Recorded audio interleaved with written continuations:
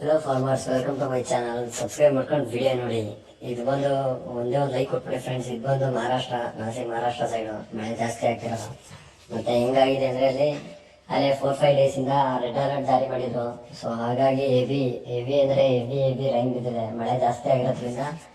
So ನಮ್ಮ north Karnataka side Bima ನದಿ ಎಲ್ಲ ತುಂಬಿಕೊಂಡು ನಮ್ಮ ನಾರ್ತ್ ಕರ್ನಾಟಕ ಸೈಡು ಸುಮಾರು ಅಂದರೆ ಉತ್ತರ ಕರ್ನಾಟಕ ಸೈಡು ಹೆವಿ ಬೆಳೆ ಹಾನಿಯಾಗಿದೆ.